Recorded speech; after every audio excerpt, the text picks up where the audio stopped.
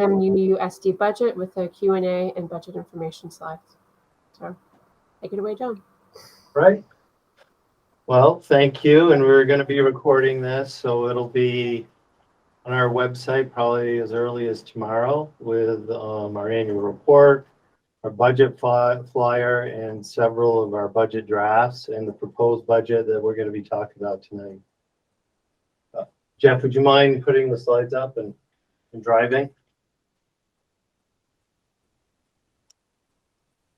So I'm going to go through the slides. We also have Nicole Fortier, who is our Director of Finance and Operations. And if there's questions that I can't answer or that Nicole needs to answer, then we'll cue to Nicole. All right, so this is our proposed budget that will be presented to the voters on March 7th, 2023. This is, I'll just say next, okay? Next. This is our school community, the Mount Mansfield Unified Union School District. We have 5 towns, big school district, 200 square miles, 5 elementary schools. We have 2 middle schools, a district preschool, which is at Underhill ID, a union high school. All of our students feed into our high school, and 1 central office and approximately 2,600 students, pre-K to 12. Those 2,600 include about 168 preschool partnerships. We have about 168 preschoolers that are out in qualified private providers, and they get a voucher that is also included in our budget. Next. And this is MMU, and I like to go over this slide and talk a little bit about it. These are some images from around our school district. I'll start with, this is a poster that's actually in a couple of our schools, and it's an initiative we started a few years ago, that kindness matters. You know, this is pretty foundational to what we try to do each and every day. And it's an initiative that has been growing and growing over the last several years. And what we try to do is catch people being kind, catch people doing the right thing, catch them being good and respectful to others. And then there's in the news, you may have heard a lot about bad behavior at sporting events. And I happened to be at Mount Mansfield Union High School talking to the activities director, David Marlowe. I think it was last week, and he showed me this picture. And there were probably about 200 students that attended a Rice in Mount Mansfield Union High School basketball game. And he said, these kids were unbelievable. And part of the game was a student read a message talking about the importance of good sportsmanship and, you know, really being kind and respectful. And the result was students really having a good time, but doing it in all the right ways. And the last is a picture of a book that I was at an elementary school. This is also recently, and I stopped in at a preschool classroom, and the teacher said, "Hey, John, would you like to be the guest reader?" And I said, "Sure." And they gave me this book, and I'd never read it before. But the kids knew about it, and they were really excited to have me read it. So, this book is all about people, I would call it being inclusive, and also accepting others, being kind, and being respectful, and valuing people for their differences. And I thought I'd just, you know, quickly read a couple of excerpts from it. And here's the picture. You can see that. And it says, if you see someone lonely, say something by just being with them. I'm just going to read a little bit more if you'll bear with me. If you are angry, say something to help people understand. You made me feel invisible. That really hurt. I'm sorry. So again, these are preschoolers, and these is really some pretty important messages, I think. And then just the last couple of pages that I thought were really great were Sometimes you'll say something and no one will be listening, but keep saying what is in your heart, and you will find someone who listens. Keep saying it, and you may be surprised to find the whole world is listening. So I just thought this, to me, this was inspiring to be sitting with our preschoolers. And at the end, I said, how do you use your voice? And 2 or 3 of them raised their hands, and one said, when somebody's outside and they're playing alone, I play with them. And another person said, I saw somebody that didn't have milk, and I went and I got them a milk and I gave it to them. And then another student said, I always try to use kind words. And I left really feeling pretty awesome, and feeling really good about what we're doing every day for students, and what we're teaching them, and the values and the pieces that make engaged, effective citizens. You know, that's what we're trying to do each and every day. Next. And these are some of our district priorities, major district priorities, and these are, you know, these are on our website. We have talked about them every time that we, every opportunity we have, we put them in our district happenings. And we have a lot of, you know, there are other things that are very important, but it's also critical to really try to isolate some discrete priorities and focus on them, the ones that you think are going to have the biggest benefit for students. So the first is social and emotional mental health of students and staff. You know, the last few years have been hard on people. So we're dialing some things back when we can, and really focusing on making kids feel valued, respected, loved, cared for, and trying to give them as much support as we can. And this budget helps us do that. Then our anti-bias, anti-racism, and equity efforts. This has been a critical area of focus as well. And we really are trying to make our schools inclusive, where every student feels valued and respected and has a place. Foundationally, you know, when you're thinking about school and learning, literacy is the bedrock. And we've really put a lot of time and effort and resources into trying to have, no pun intended, literally, the best literacy program in the country. And so one that's balanced, that has all the components so that students get the best start that they can, and they matriculate through our system being successful. The next is multi-tiered system of support. Implementing this. This focuses on core instruction or classroom instruction, and it is meant to make sure students don't slip through the cracks. Understanding universal design for learning and the formative assessments are a component of this too. So it's really offering students lessons and activities and assessments that so they can show their learning in a really diverse and differentiated way. And for us to be able to do that, it's creating professional learning communities within our schools where we're focusing on data, and then strategies to help students that need more support or need more enrichment. And sort of putting it all together is the curriculum. So making sure that our programs and our resources are equitable throughout each of our schools so that students have the same opportunity to be successful regardless of where they go to school and what town they live in. Next, please. And these are our ends, and these are overarching goals. Again, this is the foundation of the budget. This is what we are trying to achieve and striving to do for all students in the system. And I'll start with the first bullet, which is having students be effective, engaged citizens, which you've heard me mention already, lifelong learners, and providing students with diverse educational programs and opportunities with parent involvement. And this also includes, fine arts, band, chorus, athletics, clubs, and so that they can meet their personal aspirations.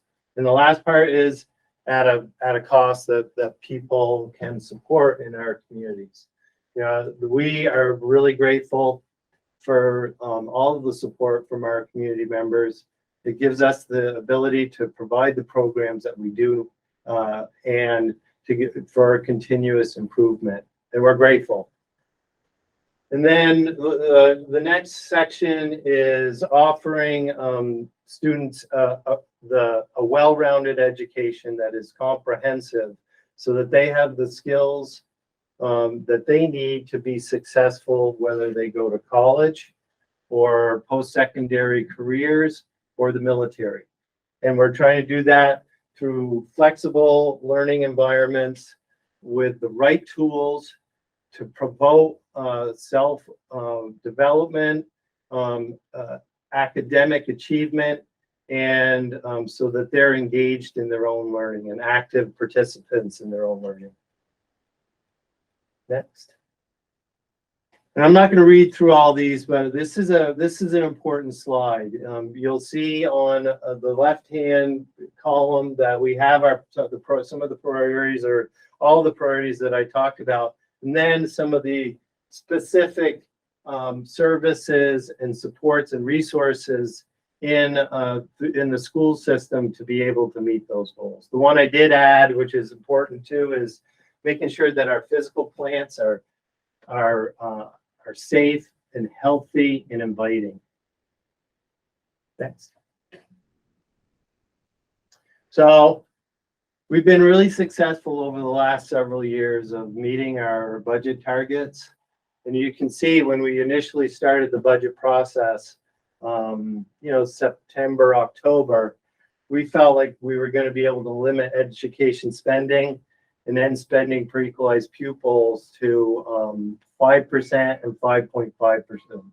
And we, due to inflation and some of the budget drivers that I got to, we were not able to meet those targets without making some really drastic cuts that would really influence quality and us being able to meet the goals and priorities that I spoke about. Next. So here's the budget drivers. One of something about this year's budget that is interesting is it's a little bit more straightforward, I think, than in the past. We know what the budget drivers are, and they're three major ones, really, maybe four, but I'll talk about three. Salary and wages. The wages is a big driver. Another really big driver this year was health insurance, which we had estimated at 12.5%. It's actually going to be a little higher than that. I think it's 12.7. Is that correct, Nicole? Yes, that's right. That's right. And then special ed as well. The two drivers that I talked about are influencing special ed as well: salary, benefits, and also the much higher costs of contracted services. So when I'm talking about contracted services, they're really specialized services for students that are on IEPs. So it could be students that we need support with hearing, vision, behavioral supports like Howard, psychologists. All of these contracted services have gone up a lot, and they're under the same pressures that school districts are right now. So that was also a significant driver. We also transferred about $200,000 more for our capital reserve fund. And then you can see that there are some other miscellaneous increases, like our buses cost more, paper towels cost more, everything costs more. But the four biggest drivers were wages, insurance, special education programming, and inflation. So we do have some additions in the budget personnel additions that we wanted to highlight, and we do have a reduction. When I get to one of the next slides, you're going to see at the high school where the enrollment is going down. So we're going to need less sections for certain classes. And so we reduced the equivalent of one position at the high school. That doesn't mean necessarily that one person will be cut, but there could be a reduction in different courses in different sections. We did have some additions as well. We have some additional time of 1.5% FTE increase for interventionists, K to 4. So these are our teachers who work specifically with students that are not meeting grade level proficiencies or need some extra support. And we have more of those students right now than we did before COVID. You know, it ranges from school to school from about 10% more to 25% more. And we also added 1.5 FTE increase for special education teachers and case managers. And this is really, for the most part, due to increased needs. So we did get some federal grant money that we have used to support students that are on IEPs. That money is going away. The need is still there. And so we need to add these positions. Specifically, we're seeing an increase of students that qualify due to autism spectrum disorder and emotional disturbance. Those students often need a lot of support in the classroom and out of the classroom and other associated services. And then we have a halftime literacy coach pre-K to 4. Right now, it's not quite full-time, and we need a full-time literacy coach to really help us focus on having the best literacy program in the United States. Next. And here's the budget, a comparison. You can see over the last 3 years, about 2%, about 2.5%, and then about 5.5% this year. And here's a 3-year comparison on the tax rate. And you can see over, the past 3 years, it's declined. And I'll talk a little bit about that now and a little bit about it later. But essentially last year, there was about, I think it was $90 million that was a surplus in the ed fund that they used to reduce the tax rate. So, and then this year, they had another $60 million. That was a surplus that they used again to lower the school district tax rate. So that's the tax rate that our schools control. And we'll talk a little bit more about that later in the presentation. Want to estimate that next year's tax rate is an estimate. The final decisions on what the education formula is going to look like will be made by the legislature in this year's session. And that if they do apply that $60 million surplus, it could affect, increases next year. It may affect an increase next year. Next, please. And here's our enrollment. It's gone up and down a little bit, but it's been relatively, flat. We're going down a little bit this year, and all of that, or just about all of it, is a decline in 9 to 12 students. So you can see, we're going down. I think it's about 30 some odd students next year, and at Mount Mansfield High School. And then, it's pretty static at the elementary school. So it's almost a wash between those two. So we're not seeing big dips in our enrollment anymore, which is positive. So here's our formula, and I'm not gonna, I won't walk through the math with you, but I will, highlight a couple of pieces of this because you have the variables on the left side. You have the math, it's the next column. And then we have a comparison from FY22 to what we're proposing in FY24. And as you can see, we're up our ed spending, which ed spending is you take non-property tax revenue and you subtract it from the total budget, and that's your education spending. And so and we're going up about 6.32%. and the drivers that we talked about are the reasons for that. And just, we do have some estimates in our revenue right now. And so they could be a little higher or a little lower. So we won't know that for a couple, about a month. So these numbers are subject to change. Then we talked a little bit about the drop in our enrollment from over a 2-year period, because it's a rolling average, about 1%. And some of that was due to a couple of things. Students that are electing to take early college, so you can't count them in your average daily membership or as an equalized pupil. And just the 9-12 students are weighted higher than elementary students. And we're, like, as I mentioned, we're seeing the ratio of pre-K or to 6 is higher than the ratio was 9-12. And then we take what our overall education spending, we divide it by our equalized pupils, and we get ed spending per equalized pupil, and that's up about 7.37%. And some of the reasons why the budget and ed spending are different, I've tried to highlight tonight. And then the state has a property yield, and they used to call it the base education amount. And so you take our ed spending per equalized pupil and you divide it by the estimated property yield, and it's really looking at what's the proportion, what's the proportion of bigger of our equalized pupils to the estimated property yield. And that's where you get your adjusted spending.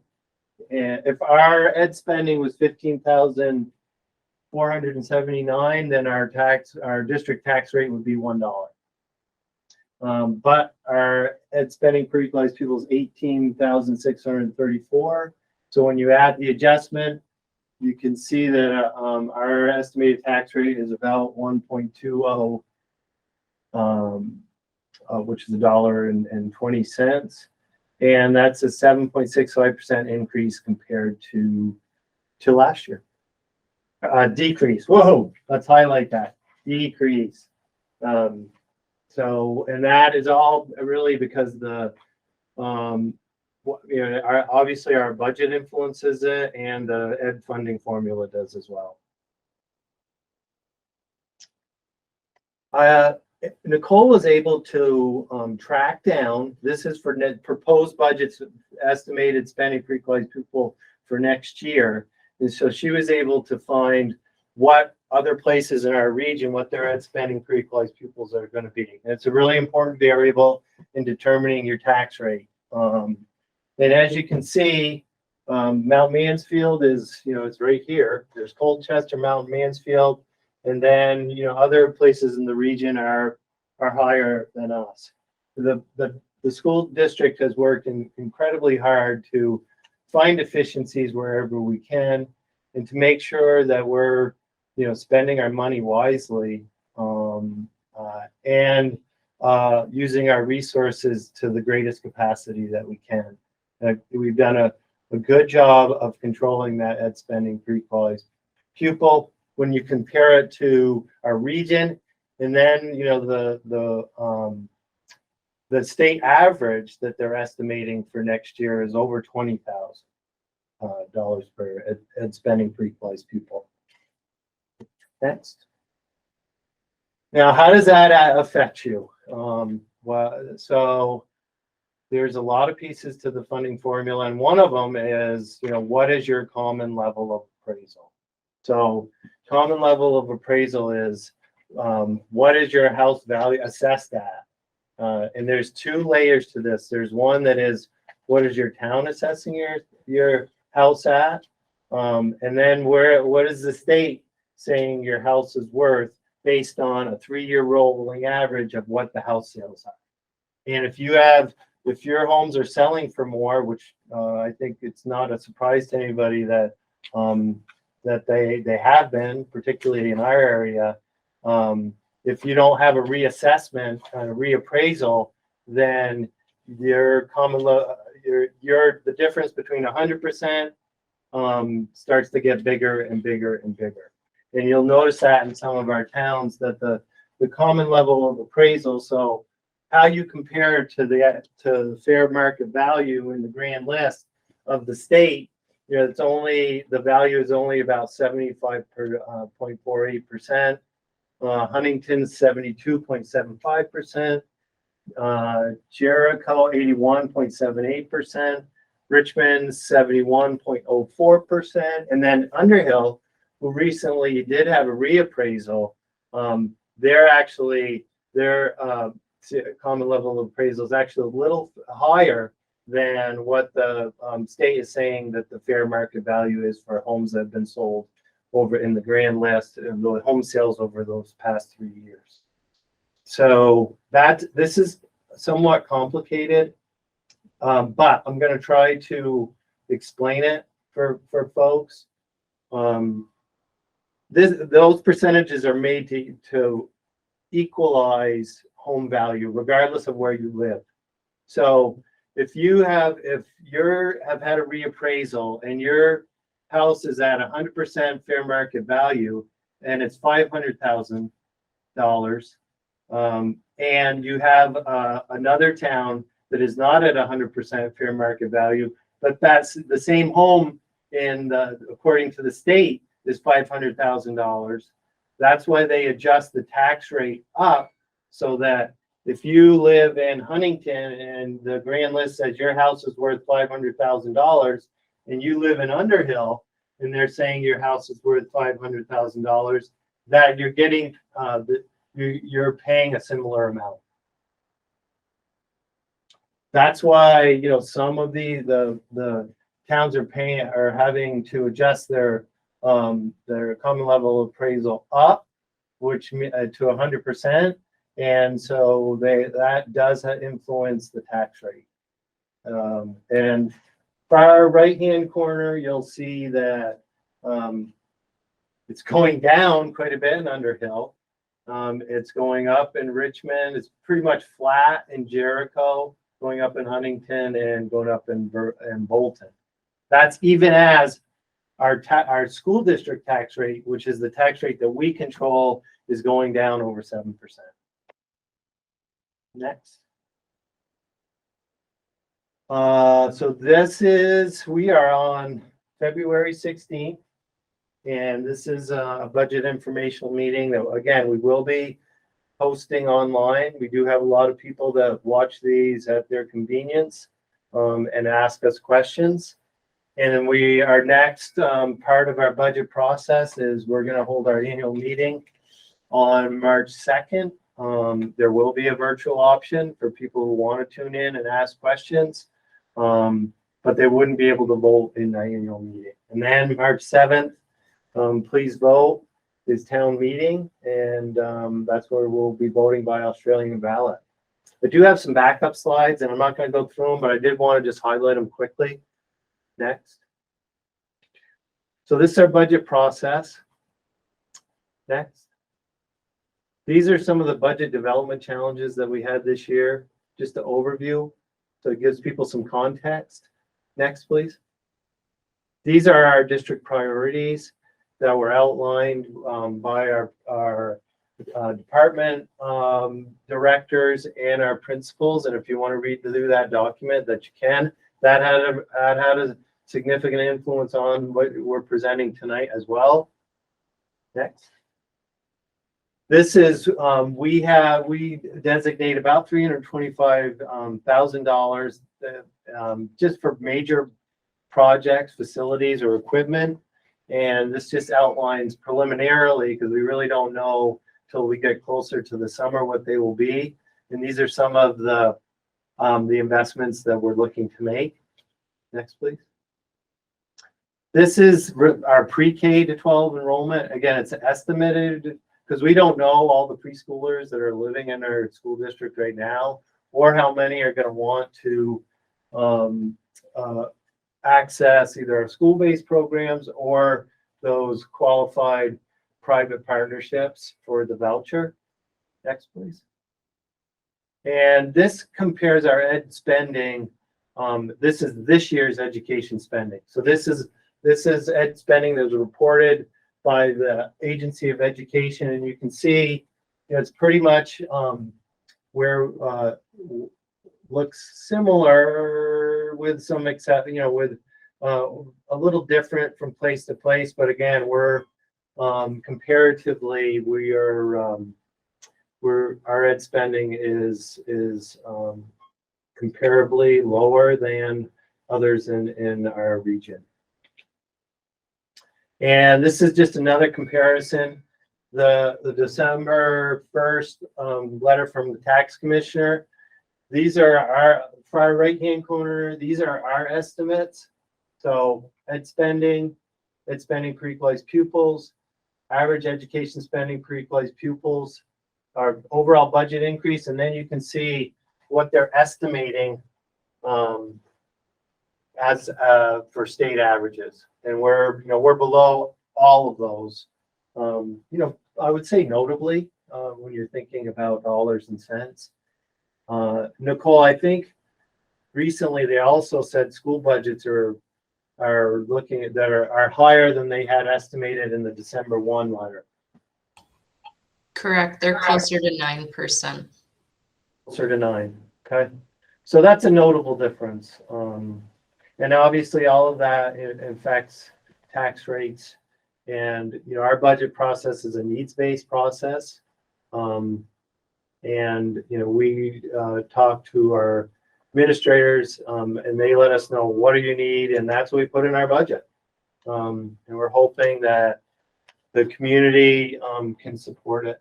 And we're grateful for all the support we've had for the last several years. Any questions? We've got a community member. If there are any questions, I'd be happy to answer anything.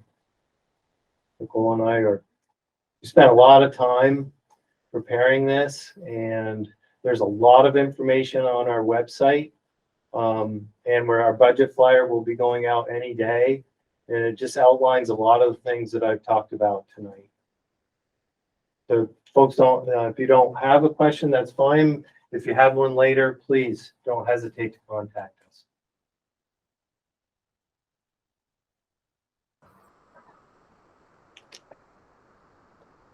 Thank you. Thank you. Thank you.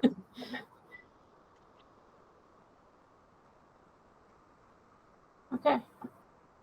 Since I don't think we can do anything else on the agenda, and nobody has any questions, wish everybody a good night. Great, thank you. Thanks, everyone. Thank Thanks. you. Have a great night. You too.